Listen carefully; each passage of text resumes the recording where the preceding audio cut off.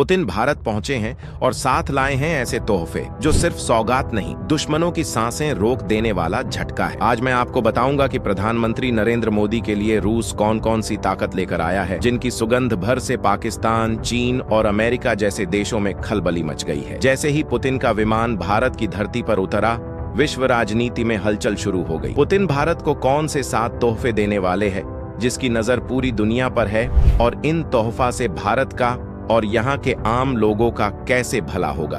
चलिए एक एक करके सारी बातें इस वीडियो में जानते हैं। इस समिट ने साबित कर दिया, भारत अब वह पुराना देश नहीं रहा जिसे दुनिया हल्के में लेती थी। भारत अब दुनिया के बड़े देशों की बराबरी करता है। अमेरिका हो या चीन, अब हर बड़ा देश भारत की राय का इंतजार करता है। मोदी सरकार की विदेश नीति ने भारत को नई पहचान दी है। आज भारत ऐसा राष्ट्र बन चुका है जो न किसी से डरता है न झुकता है। भारत अब अपनी शर्तों पर चलता है और इसी उभरती शक्ति का प्रमाण है पुतिन का भारत आना, और वह भी 7 बड़े तोहफों के साथ। सबसे पहले आते हैं उस तोहफे पर जिसने दुनिया को हिला दिया, सुखोई Su-57। यह रूस का सबसे उन्नत लड़ाकू विमान है।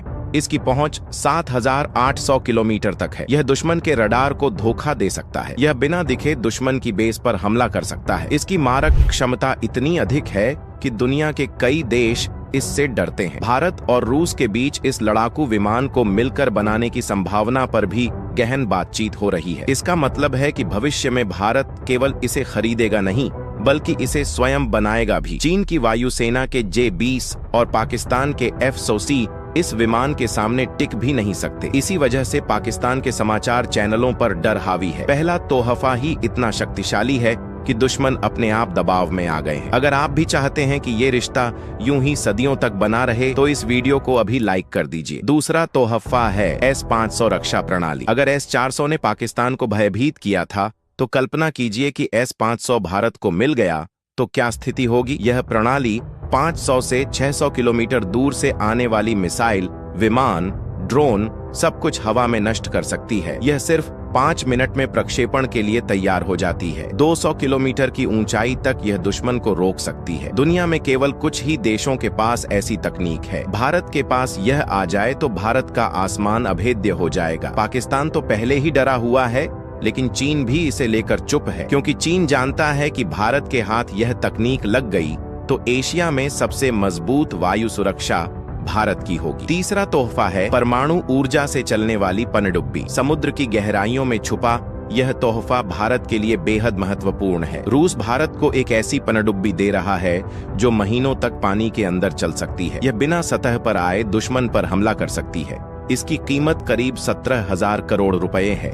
इसे भारत को 10 वर्ष की लीज पर दिया जाएगा। भारतीय नौसेना के लिए यह एक वरदान से कम नहीं। चीन अपनी नौसेना को हिंद महासागर में भेजता रहता है, लेकिन यह पनडुब्बी भारत को समुद्री क्षेत्र में सर्वोच्च शक्ति बना देगी। यह पनडुब्बी दुश्मन को बिना बताए हमला कर सकती है। यह भारत को समुद्री मोर्चे पर अभेद्य बना देगी। यह तीसरा तोहफा दुश्मनों की योजनाओं पर पानी फेर देगा। अब आते हैं चौथे तोहफे पर, नई पीढ़ी की ब्रह्मोस मिसाइल। यह मिसाइल दुनिया में सबसे तेज सुपरसोनिक क्रूज मिसाइल मानी जाती है, लेकिन अब इसका नया रूप आने वाला है, और भी हल्का, और भी तेज, और भी लंबी दूरी तक मार करने वाला। इसकी रेंज 1000 से 1500 किलोमीटर तक होगी, अर्थात भारत अपने शत्रु के किसी भी ठिकाने पर दूर से प्रहार कर सकेगा। इसकी गति 4000 किलोमीटर प्रति घंटे से भी अधिक होगी। यह हर प्रकार के लड़ाकू विमान पर लग सकेगी। एक विमान में 6 से 7 ब्रह्मोस मिसाइल तक फिट की जा सकेंगी। इसका मतलब है कि भारत का एक ही विमान पूरा युद्ध लड़ सकता है। यह नया संस्करण चीन के समुद्री ठिकानों को भयभीत करने वाला है। पांचवा तोहफा है AK-203 राइफल। यह राइफल AK-47 का आधुनिक स्वरूप है। यह हल्की है, मजबूत है, हर मौसम में काम करती है और प्रति मिनट 600 गोलियां दाग सकती है। यह राइफल भारत में बनाई जाएगी। इससे भारतीय सैनिकों की क्षमता कई गुना बढ़ जाएगी। इससे आत्मनिर्भर भारत को भी बढ़ावा मिलेगा। दुश्मन के खिलाफ भारतीय जवान और अधिक सशक्त होकर खड़े होंगे।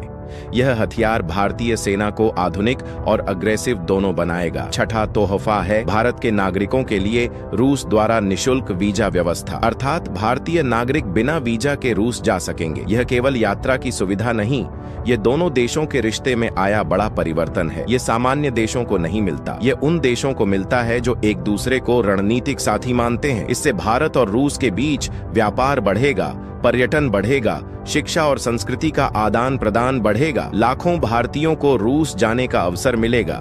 यह उन युवाओं के लिए भी मार्ग खोलेगा जो दुनिया देखना चाहते हैं या नए अवसर खोजते हैं। यह तोहफा आम भारतीयों को सीधे लाभ देने वाला है। अब आता है 7वां और सबसे महत्वपूर्ण सामाजिक आर्थिक तोहफा। रूस भारत के लाखों युवाओं के लिए रोजगार के अवसर खोलेगा। रूस में इस समय श्रमिकों और कुशल कर्मचारियों की भारी कमी है। रूस अपने देश के विकास के लिए भारत से बड़े स्तर पर इंजीनियर, डॉक्टर, निर्माण क्षेत्र के कर्मचारी, IT विशेषज्ञ, तकनीकी कर्मचारी सबको बुलाने की तैयारी कर रहा है। यह भारत के युवाओं के लिए अद्भुत अवसर होगा।